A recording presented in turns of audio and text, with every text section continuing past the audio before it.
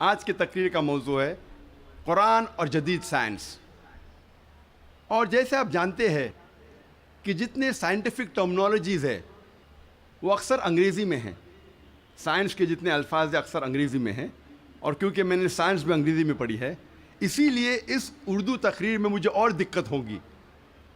اسی لیے اللہ تعالیٰ سے دعا کرتا ہوں. اور جب ہم انگریزی سائنٹیفک ٹرمنالوجیز کو اردو میں ترجمہ کرتے تو اکثر عوام اسے نہیں سمجھتی.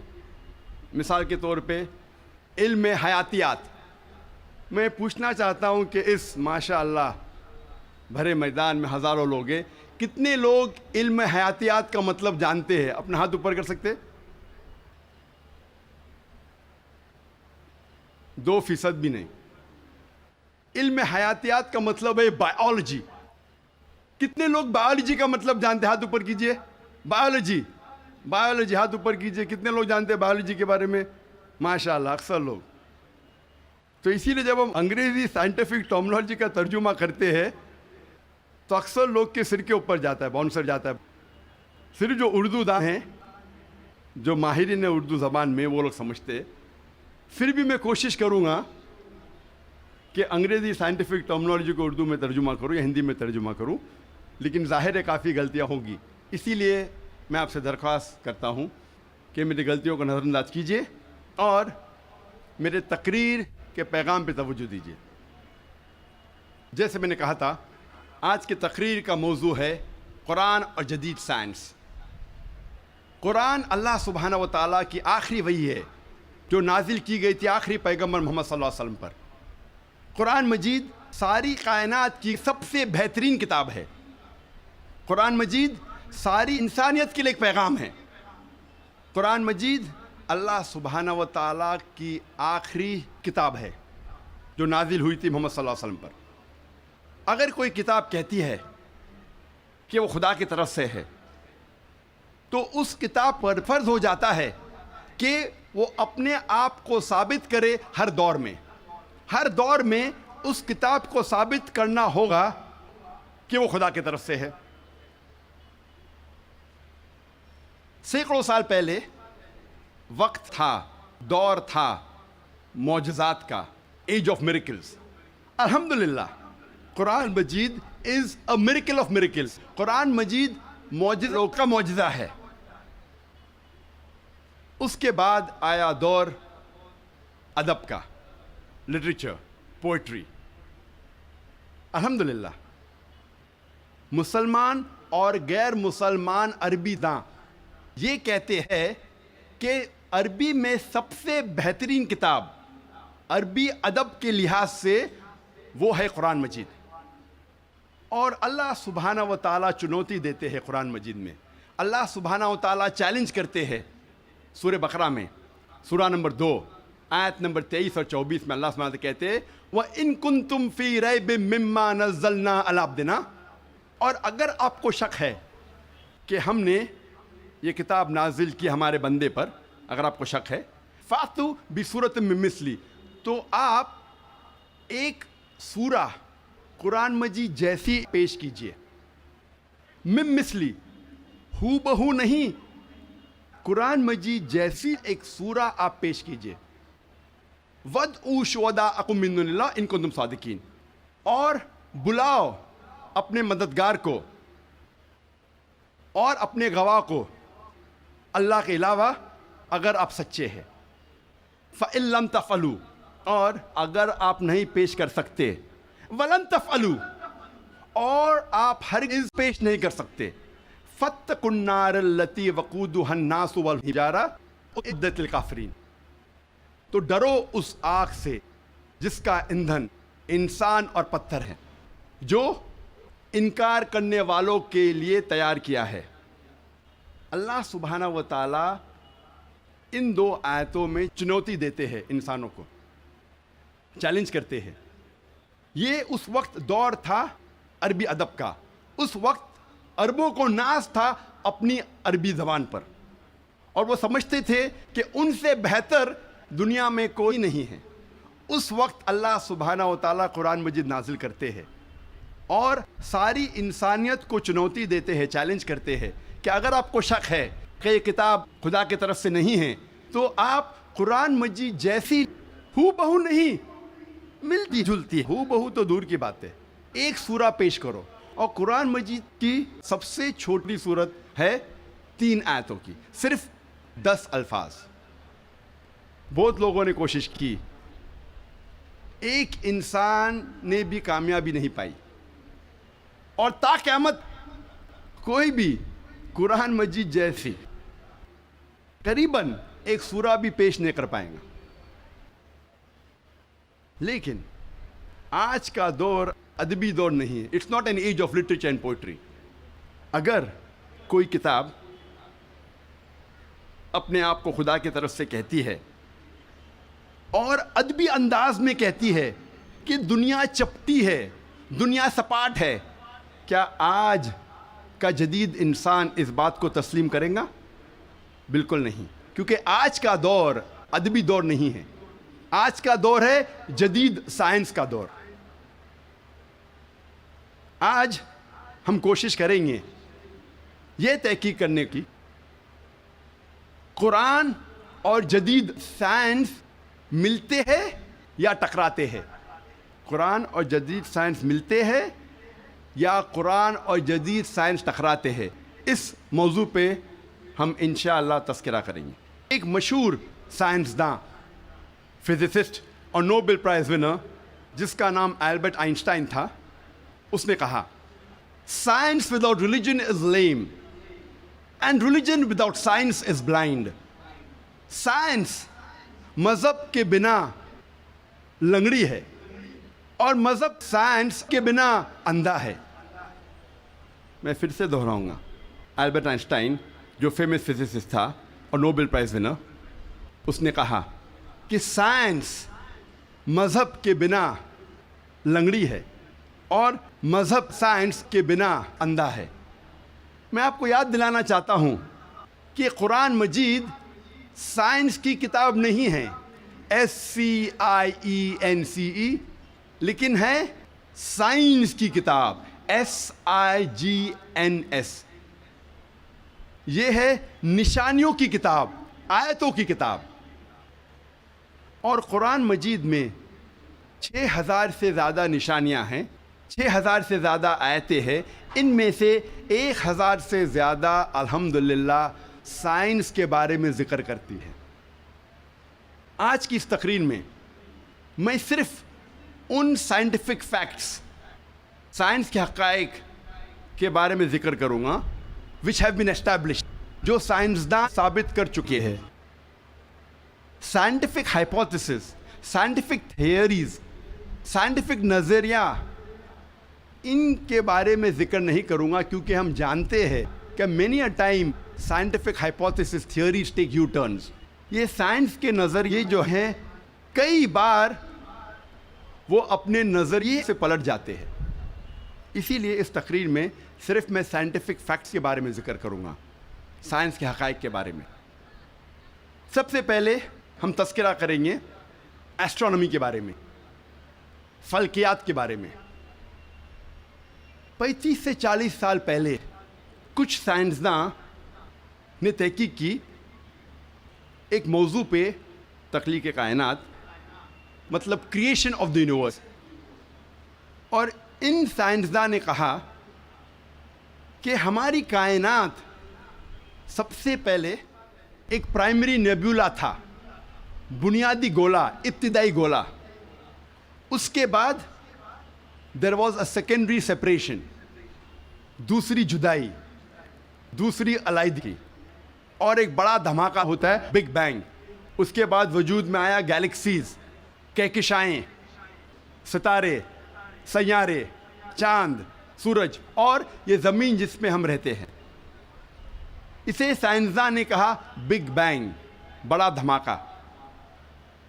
یہ جو سائنسداں نے تقریباً 40 سال پہلے ڈھونڈا کس طریقے سے کائنات وجود میں آئیں، تخلیق کائنات، قرآن مجید میں اس کا ذکر 1400 سال پہلے ہے. اور میں نے اس تقریر کے شروع میں ایک آیت کی تلاوت کی، سورہ انبیاء کی، سورہ نمبر 21 آیت نمبر 30، جہاں اللہ سبحانہ تعالیٰ فرماتے اولم یر الذین کفروا، کیا انکار کرنے والے یہ نہیں جانتے ان السماوات والارض کانتا رتقا ففتقناہما، کہ زمین اور آسمان ایک تھے، جڑے ہوئے تھے، اور ہم نے انہیں جدا کیا۔ یہ جو تخلیق کائنات، creation of the universe, big bang, بڑا دھماکہ جو سائنسداں کو 40 سال پہلے پتہ چلا، قرآن مجید میں اس کا ذکر ہے 1400 سال پہلے۔ قرآن مجید میں اللہ سبحانہ تعالیٰ فرماتے ہیں سورہ فصلت میں، سورہ نمبر 41 آیت نمبر 11 اور 12 میں، کہ اللہ سبحانہ و تعالیٰ نے آسمان کی طرف دیکھ کے کہا جب وہ دھواں تھا کہ آسمان اور زمین ایک ساتھ آ جاؤ، ولنگلی اور ان ولنگلی، اپنے مرضی سے یا اپنے مرضی کے بنا، اور ان نے کہا کہ ہم اپنے مرضی سے ایک ساتھ آ جاتے ہیں۔ قرآن مجید میں لکھا ہے کہ آسمان سب سے پہلے دھواں تھا، عربی لفظ ہے دخان، اور آج کے سائنسداں یہ کہتے ہیں کہ کائنات بننے کے پہلے یہ آسمان دھواں تھا، انگلش میں کہتے ہیں گیس، لیکن عربی میں دخان کے معنی ہے اسموک۔ کچھ مفسرین نے ترجمہ کیا مسٹ، دھند، جو میرے حساب سے صحیح ترجمہ نہیں، کیونکہ دھند ہوتا ہے ٹھنڈا اور دھواں ہوتا ہے گرم۔ دھماکے کے بعد ہم اکثر دیکھتے ہیں گرم دھواں، دھند نہیں دیکھتے۔ تو قرآن مجید میں لکھا ہے کہ آسمان تھا دھواں، اور آج سائنس یہ کہتی ہے کہ اسموک گیس سے اور بہترین لفظ ہے۔ جو قرآن مجید میں دخان لکھا ہے وہ گیس سے اور بہترین ہے، اور scientifically smoke is a better word than gas. آپ سوچ سکتے قرآن مجید میں اس کا ذکر ہے 1400 سال پہلے۔ انسان پہلے سمجھتے تھے کہ زمین سپاٹ ہے، چپٹی ہے۔ سب سے پہلی بار اگر کوئی انسان نے یہ ثابت کیا کہ دنیا بیضوی ہے، وہ ہے سر Francis Drake, sun 1577 1577 when he sailed around the earth، جب سمندر پہ سفر کیے دنیا کے گول، سر فرانسس ڈریک نے ثابت کیا کہ دنیا بیضوی ہے۔ قرآن مجید میں اس کا ذکر ہے 1400 سال پہلے۔ قرآن اللہ تعالیٰ فرماتے ہیں سورہ لقمان میں، سورہ نمبر 31 آیت نمبر 29 میں، الم تری ان اللہ یولج اللیل فی النہار ویولج النہار فی اللیل، اللہ سبحانہ و تعالیٰ نے رات کو دھیرے دھیرے آہستہ آہستہ دن میں تبدیل کیا، اور دن کو دھیرے دھیرے آہستہ آہستہ رات میں تبدیل کیا۔ یہ دن کا رات اور رات کا دن آہستہ آہستہ دھیرے دھیرے تبدیل ہونا یہ ثبوت دیتا ہے کہ دنیا بیضوی ہے۔ اگر دنیا چپٹی اور سپاٹ ہوتی تو دن فوراً رات میں تبدیل ہوتا اور رات فوراً دن میں تبدیل ہوتی۔ اللہ تعالیٰ فرماتے سورہ الزمر میں، سورہ نمبر 39 آیت نمبر 5 میں، کہ اللہ سبحانہ و تعالیٰ رات کو دن پہ لپیٹتا ہے اور دن کو رات پہ لپیٹتا ہے۔ قرآن میں عربی لفظ ہے قوارہ، جس کے معنی لپیٹنا۔ جس طریقے سے ایک انسان پھیٹا سر پہ لپیٹتا ہے، a person coils the turban on the head، اسی طریقے سے اللہ تعالیٰ فرماتے ہیں کہ رات دن پہ لپیٹی جاتی ہے اور دن رات پہ لپیٹا جاتا ہے۔ یہ دن کا رات اور رات کا دن پہ لپیٹنا اسی وقت پاسبل ہے جب دنیا بیضوی ہے۔ اگر دنیا چپٹی اور سپاٹ ہوتی تو یہ ممکن نہ ہوتا۔ قرآن مجید میں اللہ تعالیٰ فرماتے ہیں سورہ نازیات میں، سورہ نمبر 79 چیپٹر 79 آیت نمبر 30 میں، وَالْأَرْضَ بَعْدَ ذَلِكَ دَحَاهَا، اور اس کے بعد اللہ سبحانہ و تعالیٰ نے زمین کو پھیلایا بچھونا جیسے۔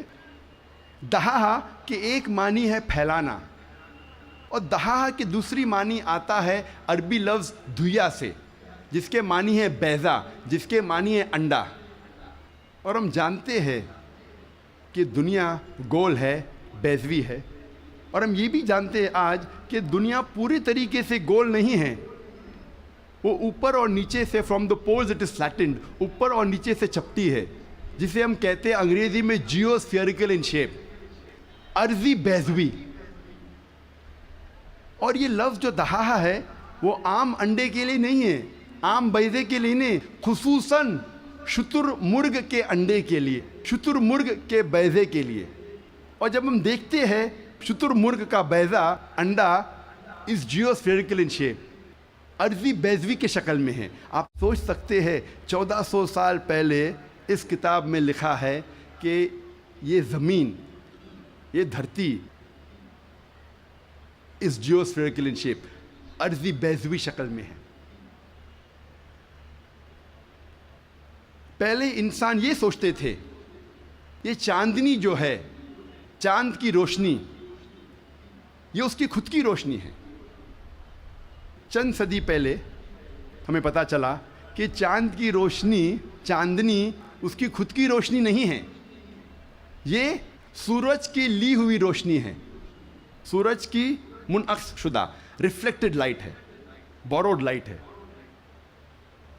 قرآن مجید میں اللہ سبحانہ تعالیٰ فرماتے ہیں سورہ فرقان میں، سورہ نمبر 25 آیت نمبر 61 میں، اللہ سبحانہ و تعالیٰ نے آسمان میں برج رکھے، تاروں کے جھنڈ، اور اس میں رکھا سورج جس کے پاس خود کی روشنی ہے، سلگتا ہوا چراغ، اور رکھا چاند جس کی لی ہوئی روشنی ہے. قرآن میں سورج عربی میں کہا گیا ہے شمس، اور اس کی روشنی کو کہا گیا ہے سراج، وہاج اور دیا، جس کے معنی ہے سلگتا ہوا چراغ یا مشال یا دیا. تینوں کے معنی ہیں کہ سورج کی روشنی خود کی ہے. اور چاند کو کہا گیا ہے قرآن مجید میں قمر، اور چاندنی کو کہا گیا ہے منیر یا نور. منیر مینز بوروڈ لائٹ، لی ہوئی روشنی، یا نور میننگ ریفلیکٹڈ لائٹ، منعکس شدہ روشنی، ریفلیکٹڈ لائٹ. آپ سوچ سکتے قرآن مجید 1400 سال پہلے کہتا ہے کہ یہ چاندنی خود کی روشنی نہیں ہے، چاند کی لی ہوئی روشنی ہے. اور اس کا ذکر سورہ فرقان سورہ نمبر 25 آیت نمبر 61 کے علاوہ سورہ یونس میں سورہ نمبر 10 آیت نمبر 5 میں، اور سورہ نوح میں سورہ نمبر 71 آیت نمبر 15 اور 16 میں. پہلے سائنسداں یہ سمجھتے تھے کہ زمین کائنات کا مرکز ہے اور باقی سیارے، چاند اور سورج زمین کے گول گھوم رہے ہیں، چکر لگا رہے ہیں. اسے کہتے تھے تھیوری آف جیو سینٹرزم، زمین کو مرکز سمجھنے کا نظریہ. اور یہ لوگ 2 صدی سے، ٹولمی کے وقت سے مانتے تھے. 16ویں صدی تک، جب تک کوپرنیکس نے کہا کہ زمین کے گول چاند اور سیارے نہیں چکر لگا رہے ہیں، لیکن سورج کے گول زمین، چاند اور باقی سیارے چکر لگا رہے ہیں، گھوم رہے ہیں. اسے کہتے تھے ہیلیو سینٹرک تھیوری، مطلب سورج کا مرکز ہونے کا نظریہ. اور سن 1609 میں ایک جرمن سائنٹسٹ جس کا نام تھا یوہنس کیپلر، اس نے لکھا اپنی کتاب میں ایسٹرونوما نووا کہ صرف سیارے اور چاند سورج کے گول گھوم نہیں رہے ہیں، لیکن زمین، چاند اور سیارے، پلانٹس، سورج کے گول گھومنے کے علاوہ اپنے محور پہ گردش کر رہے ہیں. They are rotating about their own axis. اور جب میں اسکول میں تھا، میں سن 1981 میں 10ویں میں تھا، جغرافی میں نے پڑھا تھا کہ زمین، چاند اور سیارے، پلانٹس، وہ چکر لگا رہے ہیں، they are revolving and rotating, اور اپنے محور پہ گردش کر رہے ہیں. لیکن سورج اپنے محور پہ گردش نہیں کر رہا ہے.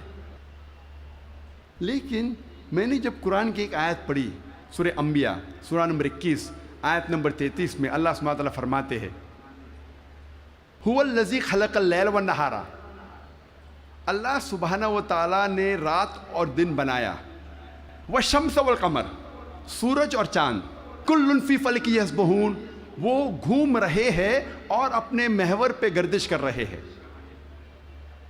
قرآن کا لفظ یہاں ہے یسبحون۔ قرآن یہ کہتا ہے کہ sun and the moon are revolving, چکر لگا رہے ہیں، گھوم رہے۔ اس کے علاوہ یسبحون، یہ عربی لفظ یسبحون آتا ہے لفظ صباح سے، اور صباح ایک عربی لفظ ہے جو چلتے ہوئے جسم کے موومنٹ کو ڈسکرائب کرتا ہے۔ مثال کے طور پہ اگر میں کہوں گا کہ کوئی انسان پانی میں سباہ کر رہا ہے، اس کے یہ معنی نہیں کہ وہ پانی کے اوپر فلوٹ کر رہا ہے، اس کے معنی ہے کہ وہ پانی میں تیر رہا ہے۔ اگر میں کہوں گا کوئی سباہ کر رہا ہے زمین پہ، اس کا مطلب نہیں کہ وہ آدمی زمین پہ رول کر رہا ہے، اس کا مطلب ہے کہ وہ انسان زمین پہ چل رہا ہے یا دوڑ رہا ہے۔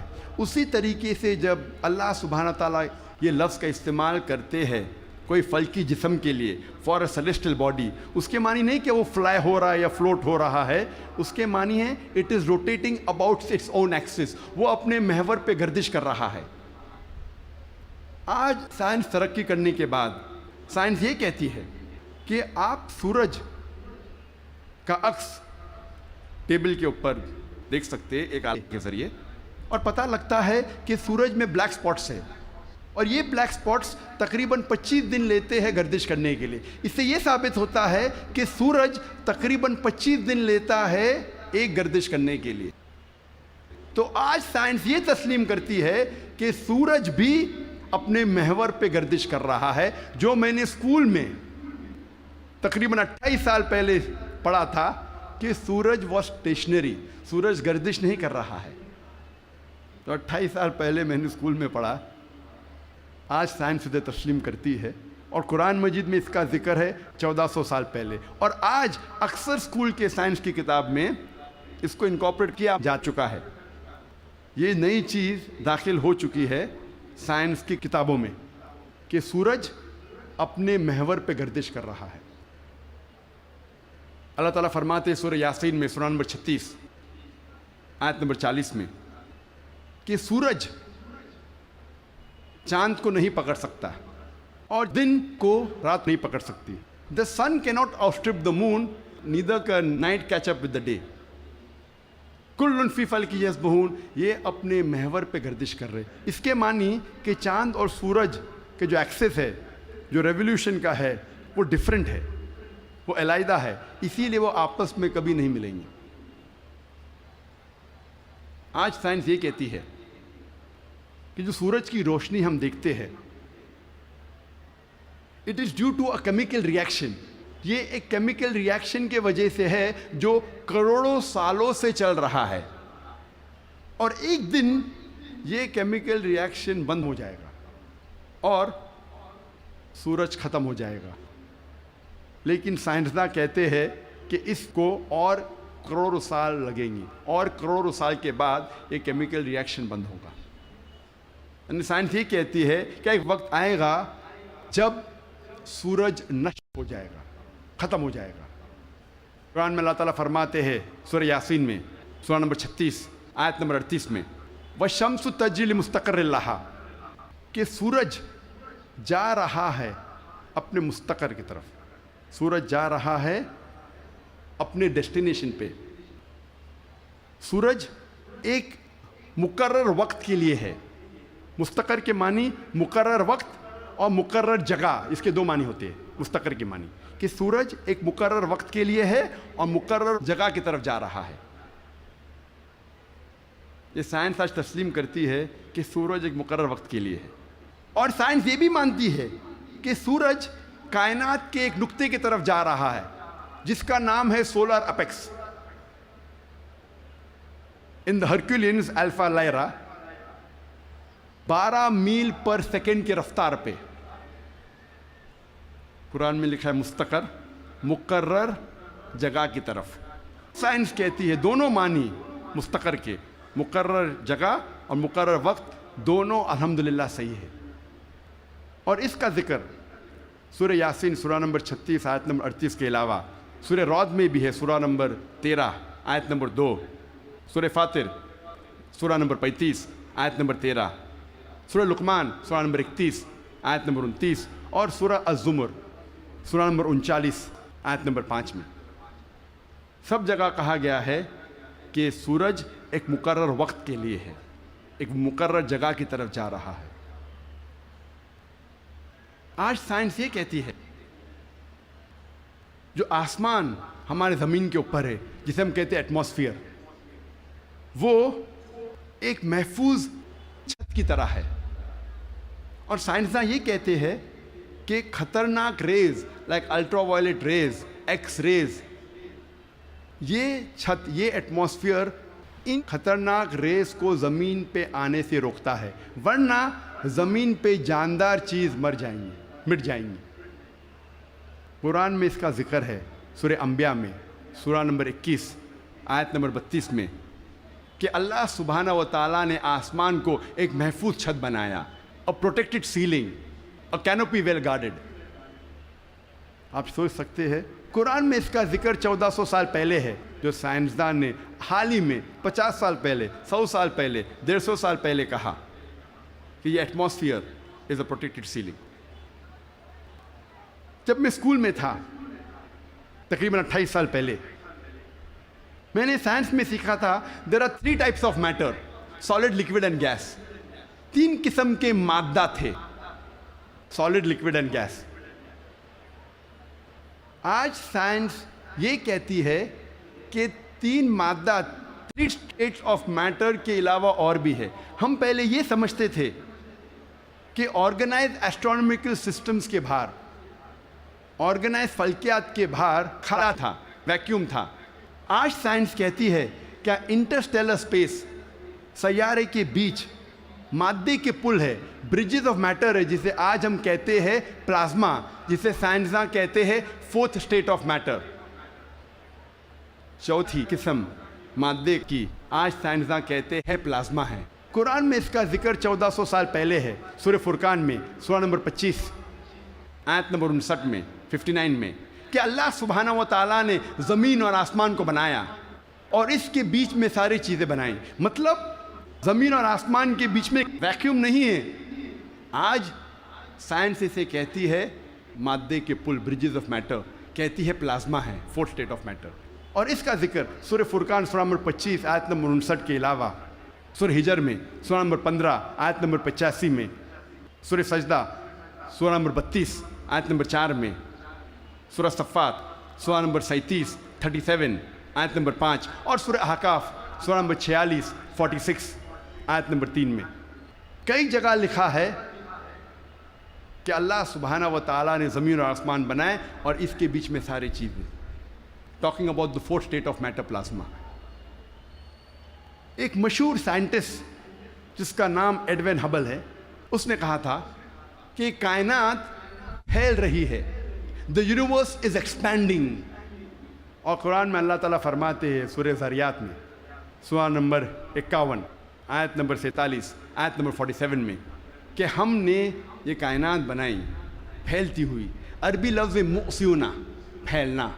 اور آج سائنس اس کو تسلیم کرتی ہے کہ ہماری کائنات پھیل رہی ہے، our universe is expanding۔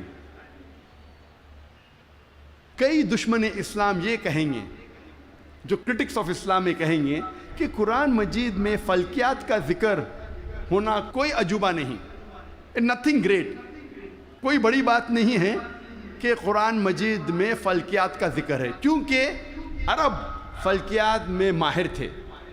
میں اس بات کو مانتا ہوں کہ عرب فلکیات میں ماہر تھے، لیکن ان سے یہ کہنا چاہتا ہوں کہ قرآن مجید نازل ہونے کے بعد کچھ صدی بعد عرب فلکیات کے میدان میں ماہر بنے، تو قرآن مجید سے عرب نے فلکیات سیکھا، نہ کہ الٹا۔ اب ہم ذکر کریں گے طبیعت کا۔ طبیعت انگلش میں کہتے ہیں فزکس۔ اور کئی صدی پہلے ایک نظریہ تھا جسے کہتے ہیں ایٹمزم، اور 23 صدی پہلے گریکس، پرٹیکولرلی ڈیموکریٹس، ان نے یہ ایٹمزم کے بارے میں سب سے پہلے کہا، ایٹمزم کے نظریے کے بارے میں، اور کہا کہ میٹر کے سب سے چھوٹے حصے کو کہتے ہیں ایٹم، مادہ کے سب سے چھوٹے حصے کو کہتے ہیں ذرہ۔ عربی اور اردو میں ایٹم کو کہتے ہیں ذرہ، اور اس وقت انسان یہ سوچتے تھے کہ ذرے کو تقسیم نہیں کیا جا سکتا۔ آج سائنس ترقی کرنے کے بعد ہم مانتے ہیں کہ atom is the smallest part of matter having the characteristics of the element. ذرہ مادے کا سب سے چھوٹا حصہ ہے جو ایلیمنٹ کے کیریکٹرسٹکس رکھتا ہے، لیکن یہ ذرہ تقسیم کیا جا سکتا ہے انٹو پروٹونز، الیکٹرونز، نیوٹرونز۔ قرآن مجید میں ذرے کا ذکر ہے تو لوگ سمجھیں گے قرآن مجید آؤٹ ڈیٹڈ ہے، یہ پرانی کتاب ہے، ذرے کا ذکر ہے اب یہ آؤٹ ڈیٹڈ ہے۔ قرآن میں ذرے کا ذکر ہے، لیکن ذرے کے آگے کیا لکھا ہے وہ بھی ہمیں دیکھنا چاہیے۔ قرآن مجید میں لکھا ہے سورہ سبا میں، سورہ نمبر 34 آیت نمبر 3 میں، کہ انکار کرنے والے جب کہیں گے کہ وہ گھڑی کبھی بھی نہیں آئے گی، آخرت کے بارے میں، قیامت کے بارے میں، وہ گھڑی کبھی نہیں آئے گی، تو اللہ تعالیٰ فرماتے کہو ان سے ضرور آئے گی اللہ کی مرضی سے، جس کے پاس علم غیب ہے، جس کے علم میں چھوٹا سا ذرہ زمین اور آسمان میں، اور اس چیز جو ذرے سے چھوٹی ہے اور بڑی ہے اس کا علم بھی اس کی کتاب میں محفوظ ہے۔ تو قرآن مجید میں لکھا ہے کہ ذرے برابر چیز کا علم ہے اللہ کے پاس، اور ذرے سے چھوٹی چیز اور بڑی چیز کا علم بھی ہے۔ اور یہ انفارمیشن، یہ خبر دہرائی گئی ہے سورہ یونس میں، سورہ نمبر 10 آیت نمبر 61 میں، کہ اللہ سبحانہ و تعالیٰ کے علم میں ہے ذرے جیسی چیز جو آسمان اور زمین پہ ہے، اور وہ چیز جو ذرے سے بھی چھوٹی ہے اور ذرے سے بڑی ہے اس کی کتاب میں محفوظ ہے۔ تو قرآن آؤٹ ڈیٹڈ نہیں ہے، قرآن اپ ٹو ڈیٹ ہے۔ قرآن پرانی کتاب نہیں، بٹ الحمدللہ جدید کتاب ہے۔ اب ہم ذکر کریں گے واٹر سائیکل کے بارے میں، پانی کے چکر کے بارے میں۔ ہم جو اسکول میں پڑھتے ہیں واٹر سائیکل کے بارے میں، پانی کے چکر کے بارے میں، سب سے پہلے اس جدید پانی کے چکر کا ذکر کیا تھا سر برنارڈ پیلیسی نے سن 1580 میں۔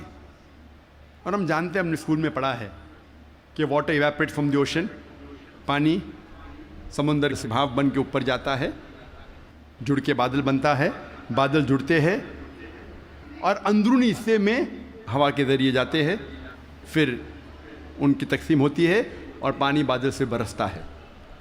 بارش برسنے کے بعد یہ پانی نہر بن کر، اسٹریم بن کے، لیک بن کے پھر سے جاتا ہے سمندر میں، اور یہ پانی کا چکر کمپلیٹ ہوتا ہے۔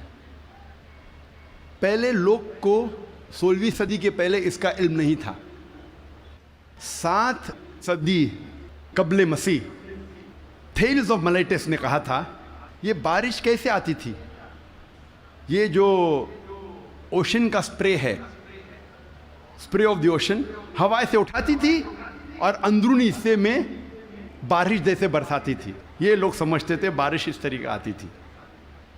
لوگ کو یہ نہیں پتا تھا کہ زمین کے نیچے جو پانی ہے وہ کیسے جمتا تھا۔ کئی نظریات تھے۔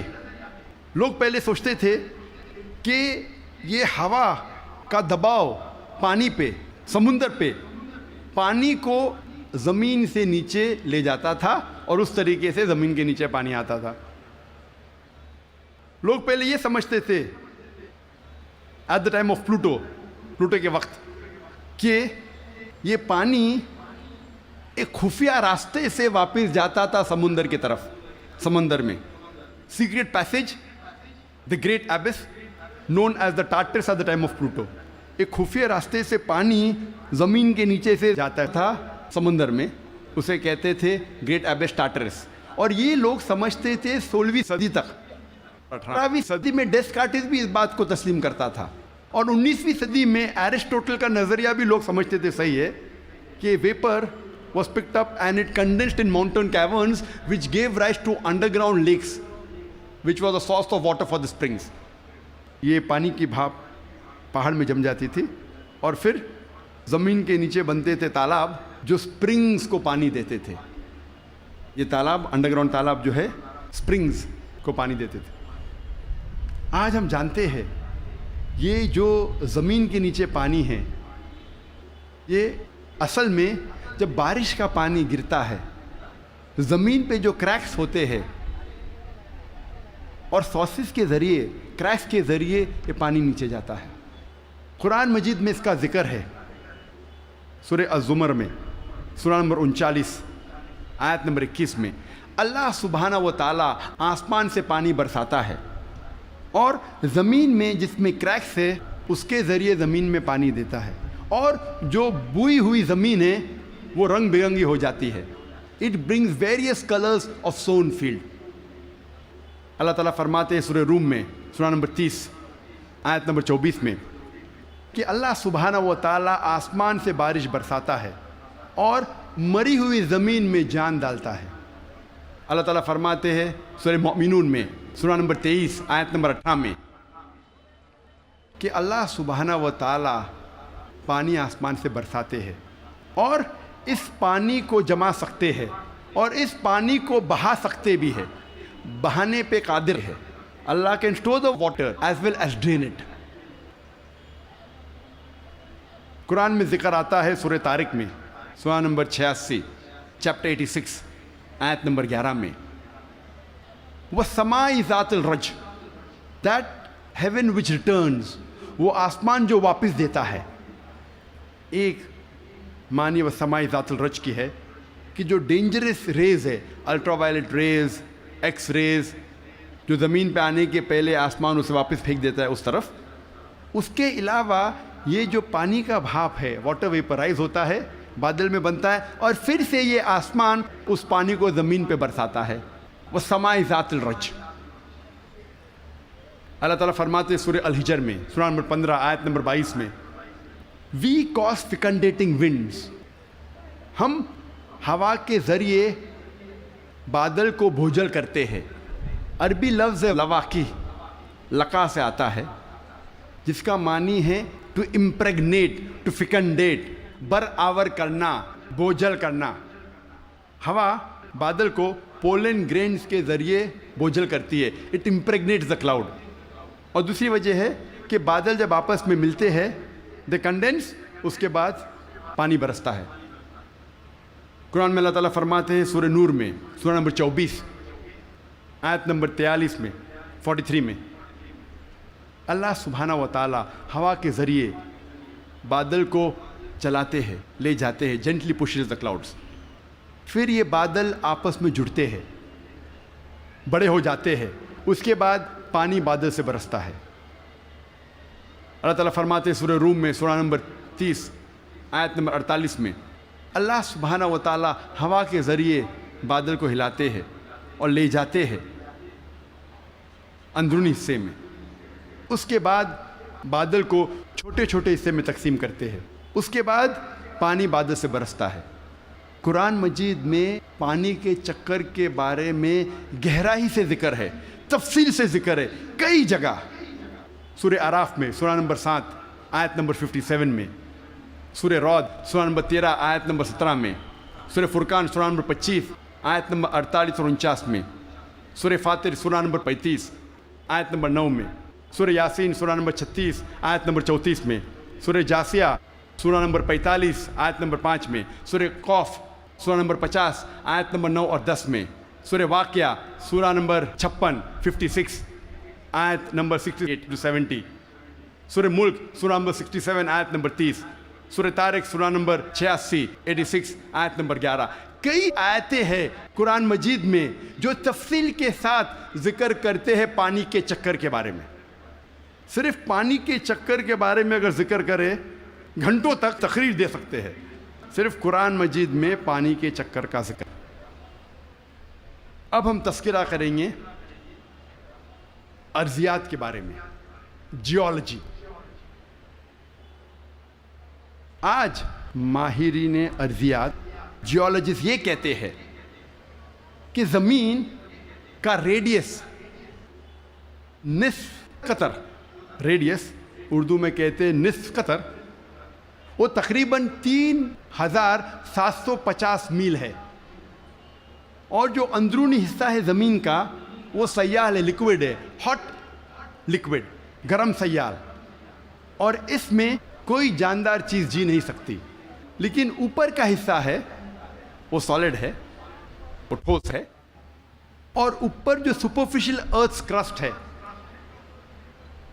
زمین کی سطح، ارتھس کرسٹ، یہ بہت پتلی ہے، تقریباً 1 سے 30 میل پتلی، صرف 1% سے کم، اور بہت سے امکان ہے کہ یہ زمین کی سطح ہل جائیں گی، ارتھس کرسٹ ول شیک۔ آج سائنسداں یہ کہتے ہیں due to the folding phenomena it gives rise to mountain ranges, ایک فولڈنگ فینومینا ہے جس سے پہاڑ پیدا ہوتے ہیں، اور اس پہاڑ کی وجہ سے زمین کی سطح کو استحکام ملتا ہے، اسٹیبلٹی ملتی ہے۔ قرآن مجید میں اللہ تعالیٰ فرماتے ہیں سورہ نبا میں، سورہ نمبر 78 78 آیت نمبر 6 اور 7 میں، ہم نے زمین بچھائی ہے، والجبال اوتادا، اور پہاڑ کو اوتاد جیسا بنایا ہے۔ اوتاد عربی میں کہتے ہیں کھوٹے کو، ٹینٹ پیگز، سٹیکس، میخو، اور ہم جانتے ہیں جب ٹینٹ پیگ کو زمین میں ہم ڈالتے ہیں، جب کھوٹے کو زمین میں ڈالتے ہیں تو اکثر حصہ زمین کے نیچے گڑ جاتا ہے، اوپری حصہ بہت کم رہتا ہے، 10% سے کم۔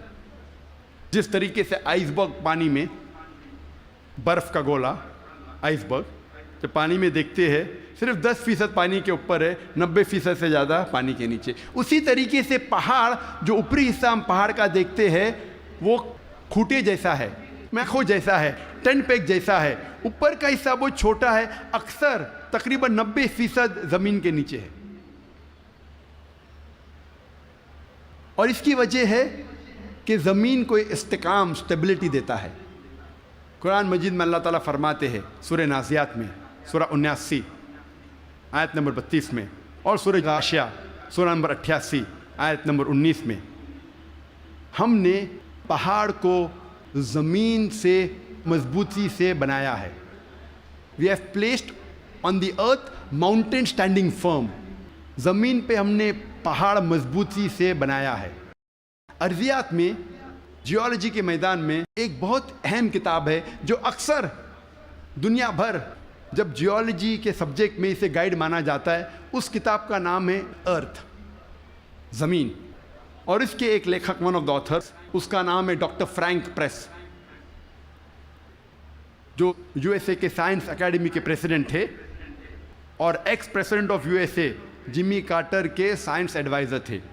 ڈاکٹر فرینک پریس ارتھ کتاب میں پہاڑ کا نقشہ بناتے ہیں اور دکھاتے ہیں کہ پہاڑ کے جڑ زمین کے نیچے ہے، ویج شیپڈ، اور لکھتے ہیں اپنی کتاب میں کہ پہاڑ کا اہم مقصد ہے کہ زمین کو استحکام دینا، to give stability to the earth, اور قرآن میں ہو بہو وہی ذکر ہے 1400 سال پہلے، سورہ انبیاء میں سورہ نمبر 21 آیت نمبر 31 میں، سورہ نحل سورہ نمبر 16 آیت نمبر 15، اور سورہ لقمان سورہ نمبر 31 آیت نمبر 10 میں، کہ ہم نے زمین پر پہاڑ جمع کے رکھا ہے تاکہ زمین نہ ہلے۔ تو قرآن میں لکھا ہے پہاڑ کا اہم مقصد ہے زمین کو ہلنے سے بچانا، to give stability to the earth, to prevent the earth from shaking. آپ سوچ سکتے ہیں قرآن مجید میں 1400 سال پہلے اس کا ذکر ہے، اور سائنسداں نے آج کل حال ہی میں 50 سال پہلے، 100 سال پہلے، 200 سال پہلے اسے تسلیم کیا، اور قرآن میں اس کا ذکر 1400 سال پہلے ہے۔ اب ہم تذکرہ کریں گے علم بحر کے بارے میں، اوشنوگرافی کے بارے میں، اور اوشنوگرافی کے فیلڈ میں قرآن مجید میں اللہ سبحانہ تعالیٰ فرماتے ہیں سورہ فرقان میں سورہ نمبر 25 آیت نمبر 53 میں 53 میں، اللہ سبحانہ و تعالیٰ نے 2 قسم کے پانی بنائے ہیں، ایک پینے والا اور میٹھا اور دوسرا کھارا اور کڑوا، اور دونوں کے بیچ اللہ نے ایک برزخ بنایا ہے، بنا دکھنے والا ایک ویل، ایک پردہ۔ عربی میں لفظ برزخ، برزخ کے معنی پردہ۔ جس طریقے سے انسان مرتا ہے اور واپس سے قیامت میں اٹھنے کے پہلے ہم کہتے ہیں برزخ میں ہے، انسین، جو دیکھے نہیں جا سکتا ہے وہ زندگی، قرآن میں کہا گیا برزخ، نہ دیکھے جانے والا پردہ۔ قرآن میں پھر سے اس کا ذکر ہے سورہ رحمان میں، سورہ نمبر 55 آیت نمبر 19 اور 20 میں، جو آج ہمارے ننھے سے قاری نے اس کی تلاوت کی۔ مرج البحرین یلتقیان بینہما برزخ لابغیان، کہ اللہ سبحانہ و تعالیٰ نے دو قسم کے پانی بنائے جو آپس میں ملتے ہیں، لیکن ان کے درمیان ایک برزخ ہے، ان کے درمیان ایک پردہ ہے۔ لوگ پہلے جانتے تھے کہ دو قسم کے پانی ہیں، کھارا اور میٹھا، کھارا پانی میٹھا پانی، لیکن مفسرین قرآن یہ نہیں سمجھ پاتے تھے اللہ تعالیٰ کیا کہنا چاہتا ہے جب کہتا ہے کہ کھارے اور میٹھے پانی کے درمیان برزخ ہے۔ پانی آپس میں ملتا ہے لیکن یہ ایک دوسرے سے گھل مل نہیں سکتا۔ کھارا پانی اور میٹھا پانی ملتا ہے لیکن ان کے درمیان برزخ ہے، تاکہ ایک پانی دوسرے پانی میں مل نہیں سکے۔ مفسر قرآن یہ سمجھ نہیں پاتے تھے اللہ تعالیٰ کیا فرمانا چاہتا ہے۔ آج جو سائنس ترقی کرنے کے بعد اور علم بحر کے بارے میں ہم آج اور جانتے ہیں، جب پروفیسر ہے جو یو ایس اے کے مشہور ماہر ہے علم بحر میں، یہ سائنٹسٹ نے کہا کہ اس کے معنی ہیں آج ہم جانتے ہیں کہ جب بھی میٹھا پانی کھارے پانی میں جاتا ہے، بہتا ہے، وہ میٹھا پانی اپنی مٹھاس کو کھو دیتا ہے اور کھارا بن جاتا ہے، اور اس کے درمیان there is a transitional homogenizing area، جو عربی میں قرآن میں لکھا ہے برزخ، ایک پردہ۔ آج جو سائنس نے جانا، قرآن مجید نے 1400 سال پہلے لکھا کہ کھارے اور میٹھے پانی کے درمیان ہے ایک پردہ۔ یہ پانی ملتا ہے لیکن آپس میں گھل مل نہیں سکتا۔ They meet but they do not mix۔ اور سب سے بہترین مثال جو ہم آنکھ سے دیکھ سکتے ہیں وہ ساؤتھ افریقہ میں، in the southern part, in the Cape area, دونوں کھارا اور میٹھا پانی ملتا ہے۔ ہم دیکھ سکتے، ہم یہ بھی دیکھتے کہ دونوں پانی کا رنگ الگ ہے۔ یہ مثال ہم ایجپٹ، مصر میں بھی دیکھ سکتے ہیں، جب river Nile flows into the Mediterranean sea, river Nile بہتی ہے میڈیٹرینین سی میں۔ اور سب سے بہترین مثال ہے گلف سٹریم، جو ہزاروں میلوں تک چلتی ہے۔ گلف سٹریم شروع ہوتی ہے گلف آف میکسیکو میں، نارتھ ورڈ جاتی ہے towards the east coast of North America, پھر جاتی ہے eastward towards the west coast of Europe. ہزاروں میل بہتی ہے، دونوں پانی لیکن علیحدہ ہے، دے آر سپریٹ، ڈسٹنکٹ۔ اگر آپ کشتی میں سفر کر رہے ہیں اس گلف سٹریم کے کنارے پہ، اور پانی ایک طرف سے لیں گے اور پانی دوسرے طرف سے لیں گے، تو پتہ چلتا ہے ایک پانی میٹھا ہے ایک کھارا۔ اس کی حرارت، اس کی ٹیمپریچر بھی ڈیفرنٹ ہے۔ قرآن مجید میں اس کا ذکر ہے 1400 سال پہلے۔ میں اور ایک مثال پیش کروں گا قرآن مجید میں علم بحر کی۔ کچھ عربوں نے قرآن مجید کی ایک آیت لی، سورہ نور کی، سورہ نمبر 24 آیت نمبر 40، اور اس کا ترجمہ پیش کیا پروفیسر درگا راؤ کے پاس۔ پروفیسر درگا راؤ اس وقت کنگ عبدالعزیز یونیورسٹی جدہ میں پڑھاتے تھے، اور وہ ماہر تھے علم بحر میں، he was a Marine geologist. اور ترجمہ پیش کیا اور کہا آپ کا اس قرآن کی آیت پہ کیا خیالات ہے۔ قرآن مجید میں لکھا ہے سورہ نور میں، سورہ نمبر 24 آیت نمبر 40 میں، کہ انکار کرنے والوں کے ذہن کی کیفیت ایسی ہے جس طریقے سے سمندر کے گہرائی میں اندھیرے پر اندھیرا، موج پر موج، لہر پہ لہر، اس کے اوپر بادل، جب انسان اپنے ہاتھ کو آگے کرتا ہے وہ دیکھ نہیں سکتا۔ اللہ جسے روشنی نہیں دیتا وہ دیکھ نہیں سکتا۔ یہ آیت کا ترجمہ سننے کے بعد پروفیسر درگا راؤ نے کہا کہ یہ عام سمندر کا ذکر نہیں ہے، یہ ایک گہرے سمندر کا ذکر ہے۔ اور پہلے انسان یہ نہیں جانتا تھا کہ سمندر کی گہرائی میں اندھیرا تھا۔ سینکڑوں سال پہلے، 100-200 سال پہلے، جب سب مرین ایجاد ہوئی اور جب انسان سمندر کی گہرائی میں گیا، تب انہیں پتہ لگا اور تب محسوس ہوا کہ سمندر کی گہرائی میں اندھیرا ہے۔ عام انسان 20 میٹر سے زیادہ جب سمندر میں اندر جاتا ہے تو وہ تیر نہیں سکتا، اور 200 میٹر سے زیادہ اندر جائے گا بنا کوئی آلہ کے، بنا کوئی ایکوپمنٹ کے، تو انسان مر جائے گا۔ آج سب مرین کے ذریعے ہم انڈر واٹر جا سکتے، ہمیں پتہ چلتا ہے کہ سمندر کی گہرائی میں اندھیرا ہے۔ پروفیسر درگا راؤ نے کہا اندھیرا 2 وجہ کے لیے ہے۔ سب سے پہلی وجہ ہے جب روشنی پانی میں داخل ہوتی ہے، روشنی کی کرن، تو ایک کے بعد ایک رنگ پانی میں جذب ہوتا ہے۔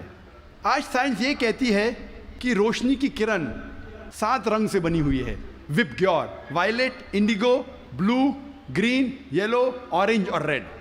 وائلٹ، انڈیگو، بیگنی، بلو، نیلا، گرین، ہرا، یلو، پیلا، اورنج، نارنگی، ریڈ، لال۔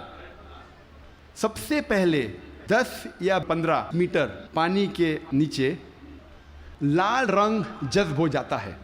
اسی لیے انسان اگر پانی میں 30 میٹر کی گہرائی پہ جاتا ہے، اگر اسے چوٹ لگتی ہے اور خون بہنے لگتا ہے تو وہ انسان اپنے خون کا لال رنگ دیکھ نہیں سکے گا۔ 30 سے 50 میٹر جذب ہوتا ہے نارنگی رنگ۔ 50 سے 100 میٹر کے درمیان پانی کے نیچے جذب ہوتا ہے پیلا رنگ۔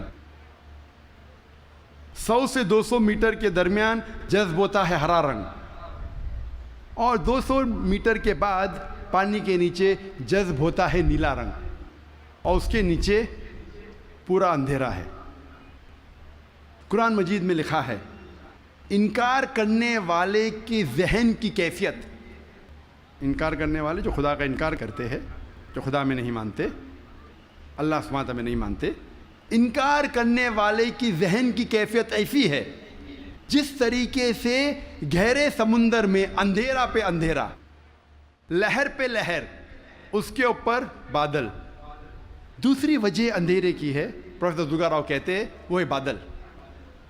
جب سورج کی روشنی آتی ہے کئی بار بادل اس روشنی کو جذب کر لیتا ہے، اس لیے بادل کے نیچے ہم دیکھتے ہیں اندھیرا، اور جو روشنی بادل کے ذریعے جذب نہیں ہوتی اور جب سمندر میں جاتی ہے، کئی بار جو سمندر کے اوپر لہریں ہیں وہ لائٹ ریز کو ریفلیکٹ کرتی ہے، اور جو لائٹ ریز، جو روشنی کی کرن ریفلیکٹ نہیں ہوتی وہ سمندر میں داخل ہوتی ہے، اور جیسے میں نے کہا ایک رنگ کے بعد ایک رنگ جذب ہوتا ہے۔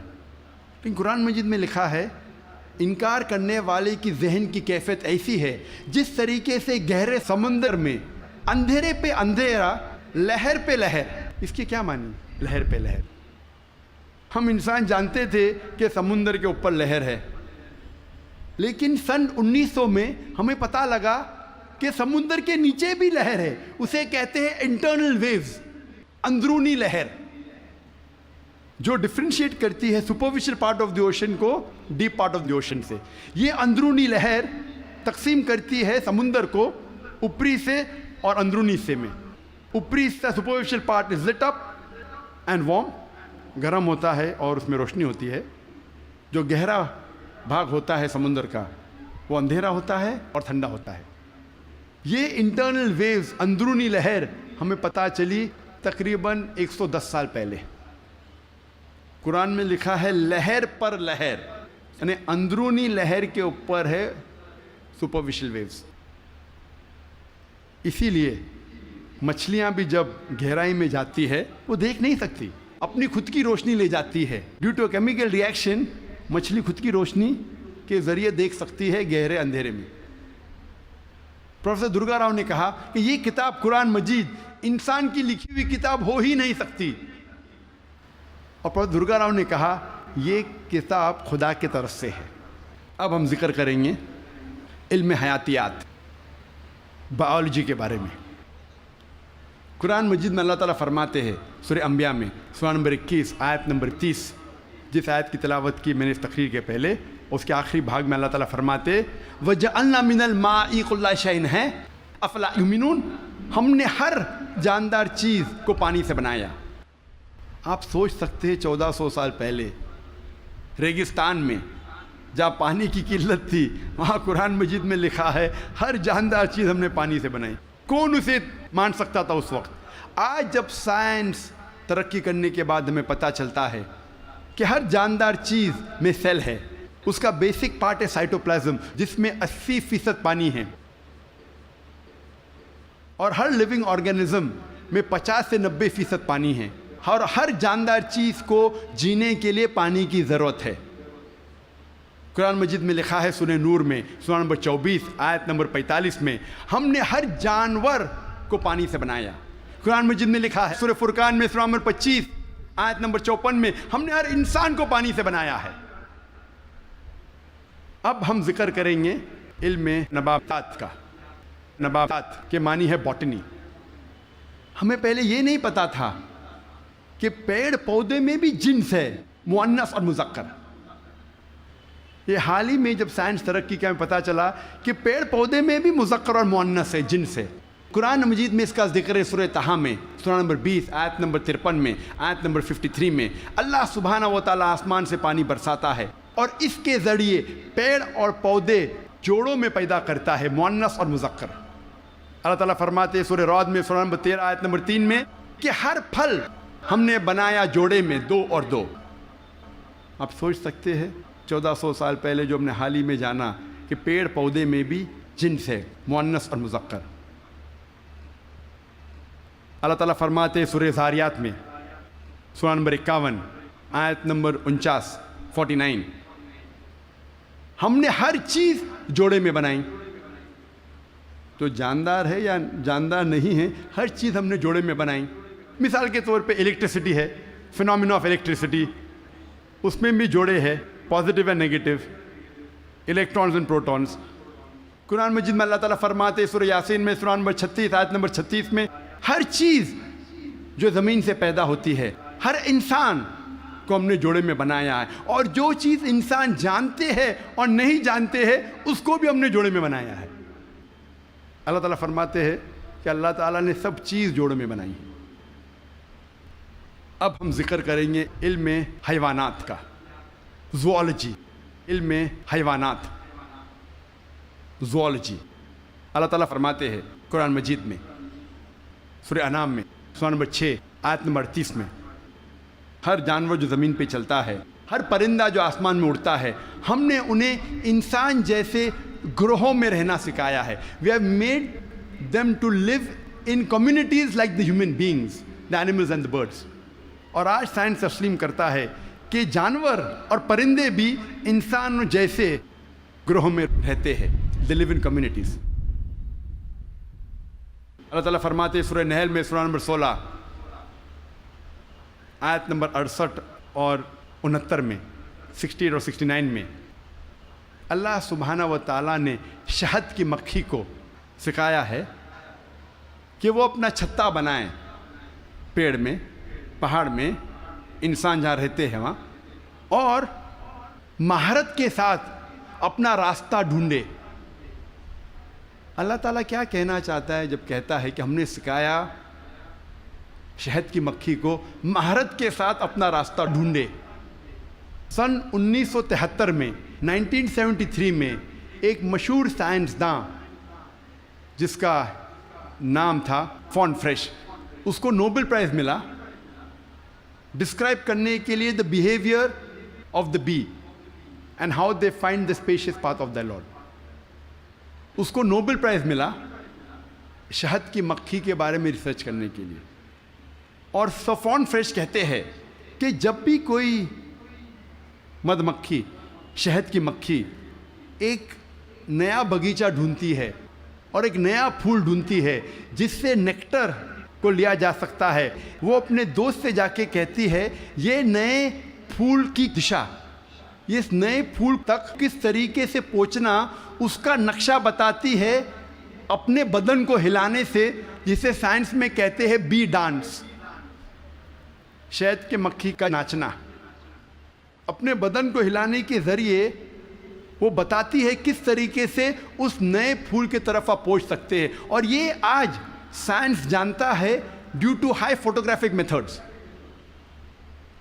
اور قرآن میں جو شہد کی مکھی جو کام کرتی ہے، جسے انگلش میں کہتے ہیں ورکر بی، اس کا جنس کہا گیا ہے کہ وہ ہے فیمنن، وہ مؤنث ہے۔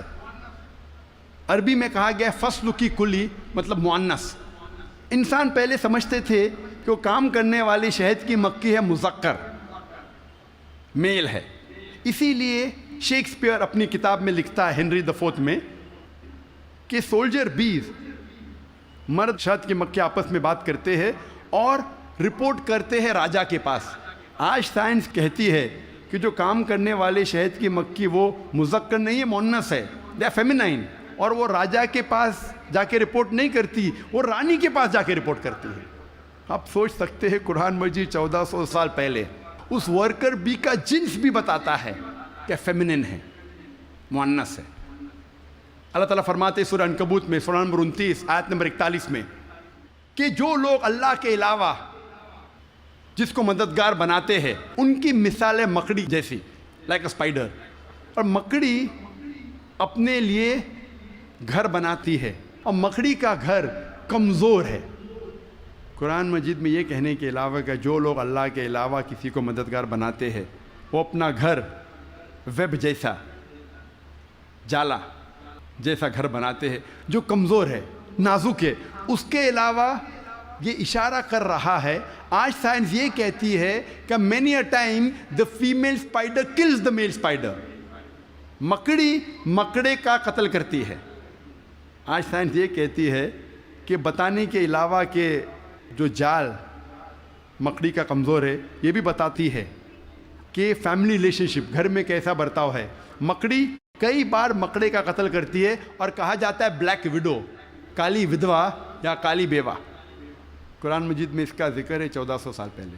اللہ تعالیٰ فرماتے ہیں سورہ نمل میں، سورہ نمبر 27 آیت نمبر 17 اور 18 میں، سلیمان علیہ السلام کے آگے ان کی فوج تھی، جن کی، انسانوں کی اور پرندے کی، اور جب وہ چوٹی کی وادی کی طرف جا رہے تھے، ایک چوٹی کہتی ہے دوسرے چوٹیوں سے کہ آپ اپنے بل میں چلے جاؤ ورنہ سلیمان علیہ السلام انجانے میں ہمیں کچل لیں گے۔ لوگ کہیں گے کیسی کتاب ہے یہ قرآن مجید، چوٹی آپس میں بات کر رہے ہیں، یہ تو پریوں والی کہانی ہے قرآن مجید، چوٹی آپس میں بات کرتی ہے۔ آج سائنس یہ کہتا ہے کہ کوئی بھی جانور، کوئی بھی انسیکٹ جو انسان کے سب سے قریب ہے بیہیویئر میں، جس طریقے سے زندگی بسر کی جاتی ہے، وہ ہے چیٹی۔ آج سائنس یہ کہتی ہے کہ جس طریقے سے انسان مرنے کے بعد انسانوں کو دفن کرتے ہیں، اس طریقے سے چیٹی بھی مرنے کے بعد دوسرے چیٹی کو دفن کرتی ہے۔ جس طریقے سے دے سوفسٹیکیٹڈ لیبر، چیٹی کے پاس بھی جب وہ کام کرتے ہیں، مینیجر ہے، سپروائزر ہے، فورمین ہے، ورکر ہے، چیٹی اکثر مل کے بات کرتی ہے۔ آج سائنس یہ کہتی ہے they have a sophisticated method of communication, ان کے بات چیت کرنے کا طریقہ بہت اعلیٰ درجے کا ہے۔ سائنس یہ کہتی ہے کہ چیٹی اکثر سامان کا لین دین کرتی ہے سوق میں، they have market places where they exchange goods. ہمارے وہاں سوق ہے نا، کیا کہتے ہیں، مارکیٹ، جہاں ہم لین دین کرتے ہیں، اس طریقے سے چیٹی بھی مارکیٹ ان کی ہوتی ہے خود کی، جہاں لین دین کرتی ہے چیزوں کی۔ آج سائنس یہ کہتی ہے جب چیٹی کوئی دانہ کو جمع کرتی ہے اور اس دانے میں بڈنگ ہوتا ہے تو چیٹی اس دانے کے بڈ کو کاٹتی ہے، جیسا وہ جانتی ہے کہ budding will cause rotting of the grains, budding کے وجہ سے وہ دانہ سڑ جائے گا۔ اور اگر وہ دانہ بھیگ جاتا ہے بارش میں، چیٹی اس دانے کو سورج کی روشنی میں لے آتی ہے سکھانے کے لیے، پھر واپس لے جاتی ہے۔ ہم اکثر دیکھتے ہیں چیٹیاں دانے کو لے کے جا رہی، کہاں لے کے جا رہی ہے؟ سکھانے کے لیے۔ پھر سے واپس لے جاتی ہے جمع کرنے کے لیے. جیسا وہ جانتی ہے کہ humidity will cause rotting of the grain, وہ جانتی ہے کہ پانی کے ذریعے یہ دانہ سڑ جائے گا, وہ لے کے آتی ہے سکھانے کے لیے سورج کی روشنی میں. قرآن مجید چیٹی کے بارے میں ذکر کرتا ہے 1400 سال پہلے. اب ہم ذکر کریں گے میڈیسن کے بارے میں, طب کے بارے میں. اور اللہ تعالیٰ فرماتے ہیں سورہ نحل میں سورہ نمبر 16 آیت نمبر 68 اور 69 میں, ورس 68 اور 69 میں, کہ اللہ سبحانہ و تعالیٰ نے آپ کو پینے کی چیز دی ہے جو شہد کے مکھی کے بدن سے نکلتا ہے, جس میں انسانوں کے لیے شفا ہے. ہم پہلے یہ نہیں جانتے تھے کہ شہد کے مکھی کے بدن سے ملتا ہے شہد, وہ تو حال میں جاننے لگے ہم 200 سال پہلے 300 سال پہلے. اور لکھا ہے اس شہد میں انسانوں کے لیے شفا ہے. آج ہم جانتے ہیں that honey is rich in fructose and vitamin کے. فرکٹوز اور وائٹامن کے میں رچ ہے. اور آپ یہ بھی جانتے ہیں کہ ہنی میں مائلڈ اینٹیسیپٹک پراپرٹی ہے. اسی لیے ورلڈ وار 2 میں روس کے سولجرز, رشین سولجرز جب زخم ہوتا تھا وہ زخم پہ لگاتے تھے شہد, اور شہد کے ذریعے زخم اچھا ہوتا تھا وداؤٹ لیونگ اینی اسکار ٹیشو. اور کیونکہ شہد میں ڈینسٹی ہے, گاڑھا ہے, اس کے وجہ سے بیکٹیریا اور فنگس اس زخم میں نہیں اگتا تھا. اور اگر کوئی آدمی کو الرجی ہے کوئی جھاڑ یا پودے سے, اس پودے اور جھاڑ سے بنا ہوا شہد اس انسان کو دیں گے تو وہ انسان کو اس الرجی سے ریزسٹنٹ ڈیولپ ہوگا. اب ہم ذکر کریں گے فزیولوجی کے بارے میں. قرآن مجید 600 سال نازل ہونے کے بعد ابن نفیس نے ہمیں بتایا بلڈ سرکولیشن کے بارے میں, کس طریقے سے خون رگوں میں دوڑتا ہے. 400 سال ابن نفیس کے بعد ولیم ہاروی نے دنیا میں مشہور کیا. ہم ہمارے اسکول میں ولیم ہاروی کے بارے میں پڑھتے ہیں. ولیم ہاروی نے ہمیں بلڈ سرکولیشن سکھایا.